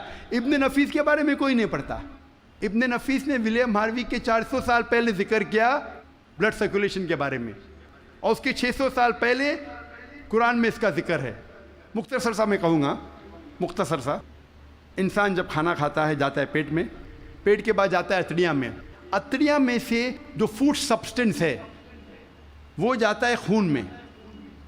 Many a time where the complex media of liver, اور خون کے ذریعے جسم کے کئی بھاگوں میں جاتا ہے, کئی اعضاء میں جاتا ہے. Goes to various organs including mammary glands. وہ کئی اعضاء میں جاتا ہے, اور جاتا ہے چھاتی میں بھی, پستان میں بھی, جس سے ملتا ہے دودھ. مختصر قرآن مجید میں بلڈ سرکولیشن اور پروڈکشن آف ملک کے بارے میں کہا گیا ہے سورہ نحل میں سورہ نمبر 16 آیت نمبر 66 میں, آیت نمبر 66. اللہ تعالیٰ فرماتے ہیں کہ میشور میں, کیٹل میں, بھیڑ بکری گائے بیل, ان میں آپ کے لیے نشانی ہے, اور ان کے بدن میں سے آپ کو ملتا ہے پینے کے لیے دودھ, جو آتا ہے انٹسٹائن کے کانسٹیٹوئنٹس اور خون کے درمیان سے, جو آپ کے لیے اچھی چیز ہے. اس کا ذکر ہے سورہ مومنون میں سورہ نمبر 23 آیت نمبر 21 میں, کہ کیٹل میں آپ کے لیے ایک نشانی ہے, ان کے بدن سے آپ کو ملتا ہے دودھ, اور ان میں بہت سے فائدے ہیں, اس کا گوشت آپ کھا سکتے ہیں. قرآن مجید میں production of milk and blood circulation کے بارے میں ذکر ہے ان اے نٹ شیل 1400 سال پہلے. اب ہم ذکر کریں گے ایمبریولوجی کے بارے میں. ایمبریولوجی سائنس کا وہ بھاگ ہے جو خصوصاً جب ماں کے رحم میں بچہ پیدا ہوتا ہے اور کس طریقے سے شروع ہو کے بڑھتا ہے, 9 مہینے تک تقریباً ماں کے رحم میں رہتا ہے, اس کے اسٹڈی کو کہتے ہیں انگریزی میں ایمبریولوجی. ماں کے رحم میں جو بچہ پیدا ہوتا ہے آہستہ آہستہ بڑھتا ہے, اس کے اسٹڈی کو انگریزی میں کہتے ہیں ایمبریولوجی. کئی عربوں نے جتنے بھی قرآن مجید کی آیتیں ہیں جو ایمبریولوجی کے بارے میں ذکر کرتی ہے اور حدیث ہے, اس کو اکٹھا کیا اور قرآن مجید کی آیت کے اوپر عمل کیا. سورہ نحل سورہ 16 آیت نمبر 43 اور سورہ انبیاء سورہ نمبر 21 آیت نمبر 7 میں اللہ تعالیٰ فرماتے فَاسْأَلُوا أَهْلَ الذِّكْرِ إِن كُنتُمْ لَا تَعْلَمُونَ. اگر آپ نہیں جانتے تو اس کے پاس جائیے جو ماہر ہے, اس سے پوچھئے جو ماہر ہے, چاہے وہ مسلم یا غیر مسلم ہو. اگر آپ نہیں جانتے تو اس سے پوچھئے قرآن کے بارے میں جو اس فن کا ماہر ہے۔ تو کئی عربوں نے ساری آیتیں اور حدیث سے جو ایمبریولوجی کے بارے میں ذکر کرتے اور لے گئے تقریباً 30 سال پہلے، 1980 کے پہلے، ان 1970s، 30-40 سال پہلے، اور لے گئے پروفیسر کیتھ مور کے پاس۔ وہ مسلمان نہیں تھا۔ پروفیسر کیتھ مور اس وقت سارے دنیا کا سب سے بہترین ماہر تھا ایمبریولوجی میں۔ وہ ڈپارٹمنٹ آف اناٹومی کا ہیڈ تھا in university of Toronto Canada میں۔ پروفیسر کیتھ مور کو ساری آیتوں اور حدیث کا ترجمہ پیش کیے اور کہا اس کے بارے میں آپ کو کیا کہنا ہے۔ تو پروفیسر کیتھ مور نے کہا کہ اکثر جو قرآن مجید اور حدیث میں ایمبریولوجی کے بارے میں لکھا ہے وہ 100% صحیح ہے، لیکن کچھ آیتوں کے بارے میں نہیں کہہ سکتا ہوں کہ صحیح ہے، میں یہ بھی نہیں کہہ سکتا ہوں کہ غلط ہے، کیونکہ میں خود بھی نہیں جانتا ہوں۔ اور دو ایسے آیت تھے، جو پہلے دو آیت جو نازل کی گئے تھے، سورہ اقرا، سورہ علق، سورہ نمبر 96 آیت نمبر 1 اور 2، جہاں اللہ تعالیٰ فرماتے اقرا بسم ربک الذی خلق خلق الانسان من علق، پڑھو اس کے نام سے جو خالق ہے، جس نے انسانوں کو بنایا ہے علقہ سے، خون کے لوتھڑے سے، جونک سے، لیچ لائک سبسٹنس سے۔ پروفیسر کیتھ مور نے کہا میں نہیں جانتا ہوں کہ ایمبریو جب بچہ پہلے سٹیج میں ہوتا ہے، مرحلے میں ہوتا ہے، وہ جونک جیسا لگتا ہے۔ تو پروفیسر کیتھ مور اپنے لیبارٹری میں گئے اور پاورفل مائکروسکوپ کے اندر دیکھا اور ایک جونک کی تصویر لی اور اسے کمپیئر کیا، اور وہ حیران ہو گئے یکسانیت پہ۔ اور اس کے بعد جب انہیں 80 سوالات پوچھے گئے ایمبریولوجی کے بارے میں جو قرآن اور حدیث میں ذکر آتا ہے، تو پروفیسر کیتھ مور نے کہا اگر آپ مجھے یہ 30 سال پہلے پوچھتے تو 50% سے زیادہ میں جواب نہیں دے سکتا تھا، کیونکہ embryology is a new branch which ہے developed in the field of medicine, وہ نئی برانچ ہے میڈیسن کی۔ اور پروفیسر کیتھ مور نے کہا کہ یہ کتاب قرآن مجید کوئی انسان لکھ ہی نہیں سکتا، اور مجھے کوئی شک نہیں ہے کہ یہ قرآن مجید خدا کی طرف سے ہے اور محمد صلی اللہ علیہ وسلم اس خدا کے پیغمبر ہے۔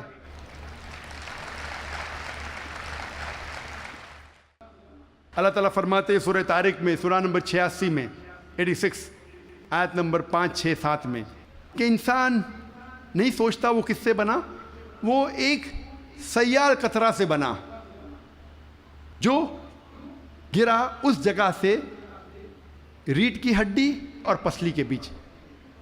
اللہ تعالیٰ کیا کہنا چاہتے جب کہا کہ انسان بنا ایک سیال قطرے سے جو گرا ریڑھ کی ہڈی اور پسلی کے بیچ؟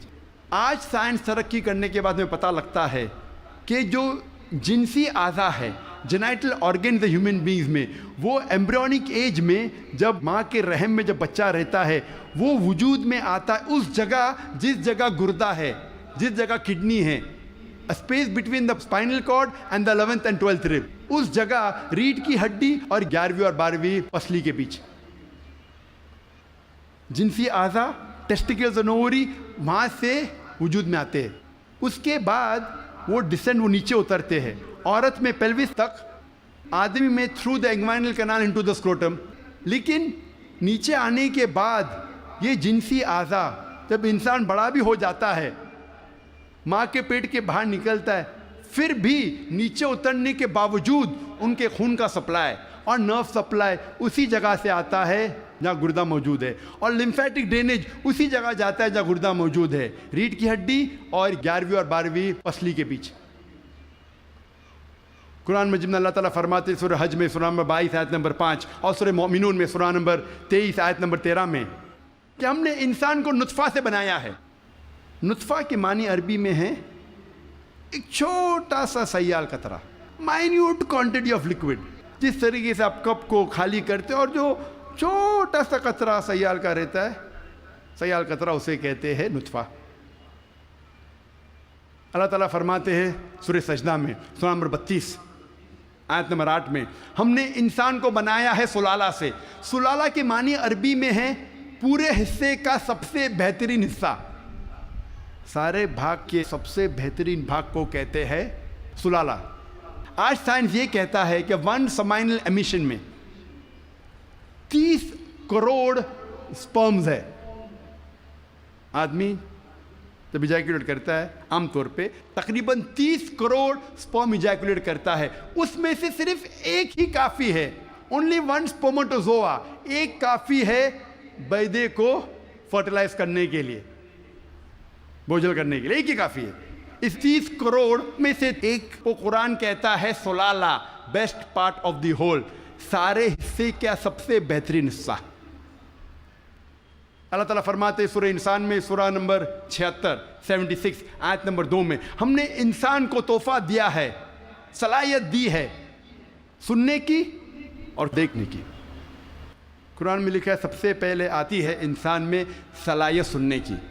आज साइंस ये कहती है कि 22वें दिन में माँ के पेट में बच्चे का कान इनर अंदरूनी हिस्सा शुरू होता है और 5वें महीने तक कंप्लीट होता है, 7वें महीने में आँख खुलती है।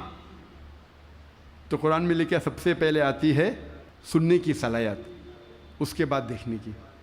कुरान में इसका जिक्र है सूरह सजदा में, सूरह नंबर 32 आयत नंबर 9 में भी, हमने इंसान को दी है सलाहियत सुनने की, सोचने की और समझने की। कुरान मजीद में जब जेनेटिक्स के बारे में हम पढ़ते हैं, आज साइंस ये कहती है कि जो इंसान का जिन्स है वो आदमी के सय्याल स्पर्म पे डिपेंड करता है, मनी पे डिपेंड करता है। और अगर 23rd पेयर ऑफ क्रोमोसोम, 23वीं जोड़ी क्रोमोसोम की अगर वो XX है तो हो जाती है लड़की, अगर XY है तो बन जाता है लड़का। और मनी जिम्मेदार है ये जानने के लिए कि लड़का या लड़की है। मनी का अगर X हिस्सा लेता है फर्टिलाइजेशन में तो बनती है लड़की, अगर Y हिस्सा लेता है तो बनता है लड़का। ये हम हाल ही में जानिए, कुरान मजीद में इसका जिक्र है 1400 साल पहले, सूरह नजम में, सूरह नंबर 53 आयत नंबर 45-46 में अल्लाह ताला फरमाते हमने इंसान को जोड़े में बनाया है, मेल एंड फीमेल, जिन्स में मुज़क्कर और मुअन्नस, एक कतरे से जो आदमी से आता है, अरबी में लिखा है तुमना। इसका जिक्र है सूरह क़यामा में, सूरह नंबर 75, सूरह नंबर 75 आयत नंबर 37-39। इसमें अल्लाह ताला फरमाते हमने इंसान को बनाया है नुत्फतिन मिन मन युमना, हमने इंसान को बनाया है आदमी के मनी के नुत्फे से, स्पर्म, और फिर बना अलका से मुद्गा और उनको जिन्स डाली, मर्द और औरत। कुरान में लिखा है ये स्पर्म मनी रिस्पॉन्सिबल है for giving the sex to the child, mail और फीमेल। हमारे देश में अक्सर वालिदैन चाहते हैं कि लड़का पैदा हो, अगर लड़की पैदा होती है तो सास कहेंगी बहू से कि तूने लड़की को पैदा क्यों की, लड़की को पैदा क्यों की। लड़की या लड़का होना अल्लाह सुब्हानहू तआला के हाथ में है, लेकिन अगर किसी को दोष देना है तो साइंस और कुरान कहता है कि लड़की या लड़का होने के लिए मर्द का स्पर्म मनी इज रिस्पॉन्सिबल, मर्द का मनी जिम्मेदार है। तो अगर सास को किसी को दोष देना है तो अपने बेटे को देना चाहिए, बहू को नहीं, क्योंकि साइंस और कुरान कहता है कि स्पर्म इज रिस्पॉन्सिबल। अल्लाह ताला फरमाते हैं सूरह ज़ुमर में, सूरह नंबर 39 में आयत नंबर 6 में कि हमने इंसान को माँ के रहम में बनाया, एक मरहले के बाद दूसरे मरहले में, stages after stages, in 3 Wales of darkness, 3 अंधेरे पर्दों में। प्रोफेसर कीथ मूर ने कहा ये 3 पर्दे अंधेरे के मानी हैं anti abdominal wall, uterine wall, एम्नियोकोरियोनिक membrane. Anti abdominal wall मतलब माँ के आगे की पेट की दीवार, यूट्राइन वॉल मतलब रहम की दीवार, और एम्नियोकोरियोनिक मेम्ब्रेन। कुरान मजीद में एम्ब्रियोलॉजिकल स्टेजेस, किस तरीके से बच्चा आहिस्ते आहिस्ते बढ़ता है, माँ के रहम में पलता है और बड़ा होता है, उसका तफसील से जिक्र किया गया कुरान मजीद में कई आयतों में। एक सूरह की 3 आयत पेश करूँगा, सूरह मुमिनून की, सूरह नंबर 23 आयत नंबर 12 से 14 में अल्लाह ताला फरमाते हैं कि हमने इंसान को बनाया है क्विंटेसेंस ऑफ क्ले से, इंसान को बनाया है 3 के सुलाले से, और फिर उसको बनाया नुत्फ़ा में, नुत्फ़ा को रखा करार मकीन में, फिर नुत्फ़े को बनाया अलका में, अलका से तब्दील किया मुद्गा में, मुद्गा से बनाया इज़ामा, और उस इज़ामा पर हमने डाला रहम। और अल्लाह सुब्हानहू तआला ने उसके बाद एक नई जानदार चीज़ बनाई। मुख्तसर समय इसका जिक्र करूँगा। अल्लाह ताला फरमाते हमने इंसान को 3 के सुलाला से बनाया, नुत्फ़ा में, नुत्फ़ा मैंने कहा minute quantity of liquid, Sayal कतरा, और इसको एक करार मकीन में रखा, महफूज जगह में, قرار مکین، محفوظ جگہ. ہم جانتے ہیں سائنس کہتا ہے کہ ماں کے رحم میں جب بچہ ہے وہ پیچھے کے حصے سے ریڑھ کی ہڈی سے پروٹیکٹڈ ہے، محفوظ ہے، پوسٹیریئر مسل سے، اور آگے سے اینٹی ایبڈومینل وال اور یوٹرائن وال سے. ہم نے پھر بنایا علقہ میں. علقہ کے 3 معنی ہیں. ایک ہے جوک، دوسرا ہے خون کا لوتڑا، اور تیسرا ہے ٹو کلنگ، مطلب چپک کے لٹکنا. علقہ کے 3 معنی. ایک معنی کا ذکر میں کر چکا ہوں کہ جوک ہے، لیچ لائک سبسٹنس. وہ دکھنے کے علاوہ آج سائنس یہ کہتی ہے کہ ماں کے رحم میں بچہ جونک جیسا برتاؤ کرتا ہے، ماں کے ذریعے خون چوستا ہے تھرو دا پلیسنٹا. تو دکھنے کے علاوہ جونک جیسا برتاؤ بھی کرتا ہے.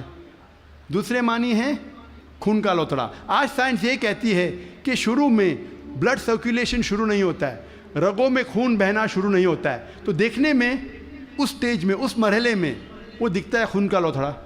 تیسرے معنی ہے کہ چپک کے لٹکنا، سم تھنگ وچ کلنگز. آج سائنس یہ کہتی ہے کہ ماں کے رحم میں بچہ چپک کے لٹکتا ہے ماں کے رحم کی دیوار کو. تو تینوں معنی الحمدللہ ثم الحمدللہ جو قرآن مجید میں علقہ کی ہے، تینوں معنی سائنٹیفکلی آج ثابت ہو چکی ہے.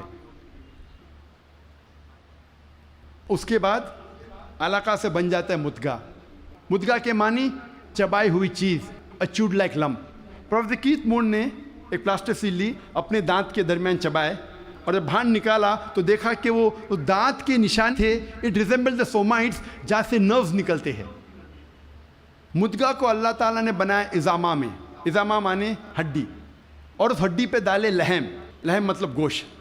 اس کے بعد اللہ سبحانہ و تعالیٰ نے ایک نئی جاندار چیز بنائی. اس کے معنی ہے، آج سائنس یہ کہتا ہے کہ اس مرحلے تک جتنے باقی جاندار چیزیں، مثال کے طور پہ خرگوش، مچھلی، انسان، اس کا مرحلہ یکساں ہے. اس کے بعد انسان کا مرحلہ سٹیج ڈیفرنٹ ہے، علیحدہ ہے، اور ہمیں دکھتا ہے صرف ہاتھ پیر انسان کے. جب یہ ساری آیتوں کا ذکر پروفیسر کیتھ مون کے سامنے رکھا، پروفیسر کیتھ مون نے کہا، 80 سوالات جب انہیں پوچھے گئے تھے، انہوں نے کہا یہ سب تو مجھے سائنس نے اب بھی ترقی کیا معلوم پڑا، اور جو بھی نئی چیز انہیں ملی قرآن کے ذریعے، حدیث کے ذریعے، ان نے اپنی نئی کتاب میں داخل کیا، اور انہوں نے لکھا دا 3rd addition of the developing human. میں جب میڈیکل کالج میں تھا، ہمیں اگر اچھے مارکس ملنا چاہیے تو ہم ریفر کرتے تھے کتاب پروفیسر کیتھ مون کی، ڈیولپنگ ہیومن. اگر جسٹ پاس ہونے کا ہے تو ہم ریفر کرتے تھے اندربیر سنگھ، جسٹ پاس ہونے کے. ایمبریولوجی میں اگر ہم اچھے مارکس چاہتے ہم ریفر کرتے تھے کتاب پروفیسر کیتھ مون کی، ڈیولپنگ ہیومن. جب میں میڈیکل کالج میں تھا اس وقت مجھے کتاب نہیں ملی. جب 3rd ایڈیشن، ان نے نئی چیز جو ملی قرآن اور حدیث کے ذریعے، ان نے اپنی کتاب میں داخل کی، جس کے لیے انہیں ایوارڈ ملا تھا best medical book written by single author in that year. سب سے بہترین طب کی کتاب جو کسی ایک لیکھک نے لکھی. اور یہ کتاب کا ترجمہ کئی زبانوں میں ہو چکا ہے. اللہ تعالیٰ فرماتے ہیں سورہ حج میں، سورہ نمبر 22 آیت نمبر 5 میں، کہ ہم نے انسان کو بنایا علقہ سے، علقہ سے بنایا مدغہ. کچھ اعضاء بنے ہوئے، کچھ نہیں بنے ہوئے. Some organ formed, some not formed. جب یہ آیت کا ترجمہ دکھایا گیا تھا پروفیسر مارشل جانسن کو، جو تھامس جیفرسن یونیورسٹی فیلاڈیلفیا USA کے جو ڈین تھے، انہوں نے کہا اگر اس مرحلے پہ ہم کہیں گے کہ یہ پورا انسان ہے، پورے اعضاء بنے ہوئے ہیں، تو غلط ہے. کچھ اعضاء نہیں بنے. اگر ہم کہیں گے یہ پورا انسان نہیں ہے تو یہ غلط ہے کہ کچھ اعضاء بنے ہیں. تو قرآن مجید میں جو تفصیل سے ذکر آتا ہے کہ some organ formed, some not formed, اس سے بہترین ڈسکرپشن کوئی میڈیکل کتاب میں آپ کو نہیں ملے گی. Partly formed and partly unformed, some cell differentiated, some undifferentiated. وقت کی قلت ہونے کی وجہ سے صرف اور 2 سائنٹیفک حقائق کو پیش کروں گا میں. اللہ تعالیٰ فرماتے سورہ قیامہ میں، سورہ نمبر 75، سورہ نمبر 75 آیت نمبر 3 اور 4 میں، انکار کرنے والے جب کہیں گے اللہ سبحانہ و تعالیٰ آخرت کے دن میں ہماری ہڈیوں کو کیسے جوڑے گا، ہم جانتے ہیں مرنے کے بعد دفن ہو جاتے، ہڈیاں مٹی میں مل جاتی ہے، ڈسنٹیگریٹ ہوتی ہے، تو اللہ تعالیٰ آخرت میں ہماری ہڈیوں کو کیسا اکٹھا کرے گا، کیسے ہمیں پہچانے گا؟ اللہ تعالیٰ کہتا ہے کہ ان سے کہو کہ اللہ سبحانہ و تعالیٰ صرف ہڈیوں کو اکٹھا نہیں کر سکتا، لیکن آپ کی انگلیوں کے پور پور کو پھر سے بنا سکتا ہے۔ اللہ تعالیٰ کیا کہنا چاہتے ہیں کہ ہڈیوں کو صرف اکٹھا نہیں کر سکتا، لیکن آپ کی انگلیوں کے پور پور کو پھر سے اکٹھا کر سکتا ہے۔ سن 1880 میں سر فرانسس گولڈ نے ایجاد کیا فنگر پرنٹنگ میتھڈ، اور کہا کہ کروڑوں لوگوں کے درمیان 2 لوگ میں یکساں فنگر پرنٹس نہیں ہیں، اور آج ہم فنگر پرنٹنگ میتھڈ استعمال کرتے ہیں مجرم کو پکڑنے کے لیے۔ انٹرپول کرتی ہے، پولیس کرتی ہے، CID، FBI، CIA، جاننے کے لیے مجرم کون ہے۔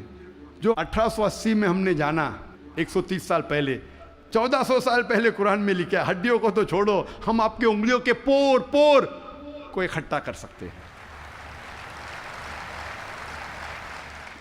میں تقریر کے آخری میں پروفیسر تغڑ تغشاں کی مثال پیش کرنا چاہتا ہوں۔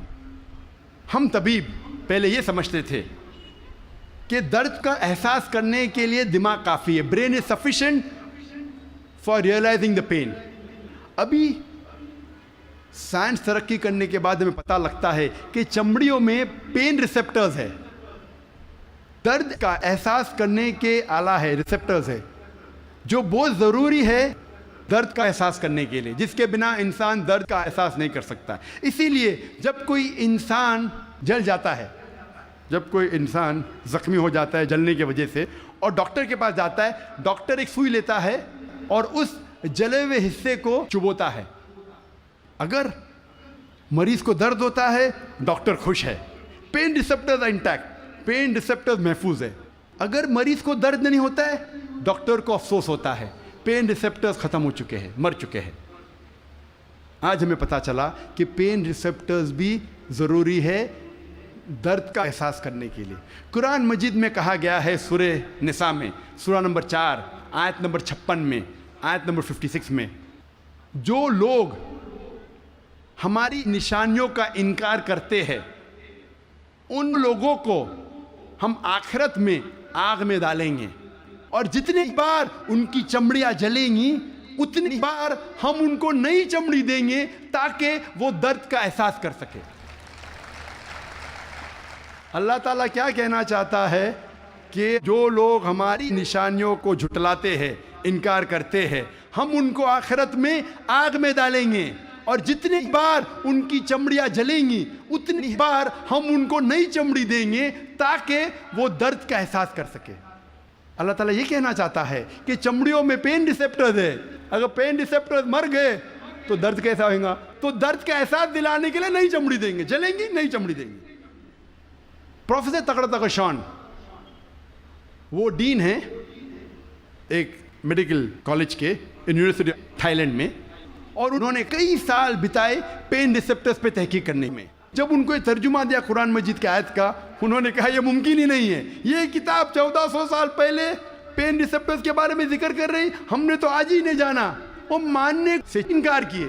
پھر اس کے بعد جب تحقیق کی، دوسرے سائنٹسٹ، سائنسداں سے چیک کیا کہ ترجمہ صحیح تھا، اتنے متاثر ہوئے کہ 8ویں کانفرنس ریاض میں، سائنٹیفک سائنس آف قرآن میں، اس کانفرنس کے بیچ ہی پروفیسر تغڑ تغشاں نے شہادت دی اور کہا لا الہ الا اللہ محمد رسول اللہ، نہ کوئی معبود اللہ کے علاوہ، اور اس کے آخری پیغمبر محمد صلی اللہ علیہ وسلم میں۔ وآخر دعوانا الحمدللہ رب العالمین۔ بسم اللہ الرحمن الرحیم الرحمن بسم اللہ الرحمن الرحیم الرحمن بسم اللہ الرحمن الرحیم الرحمن بسم اللہ الرحمن الرحیم الرحمن بسم اللہ الرحمن الرحیم الرحمن بسم اللہ الرحمن الرحیم الرحمن بسم اللہ الرحمن الرحیم الرحمن بسم اللہ الرحمن الرحیم الرحمن بسم الله الرحمن الرحيم. الرحمن بسم الله الرحمن الرحيم. الرحمن بسم الله الرحمن الرحيم. الرحمن بسم الله الرحمن الرحيم. الرحمن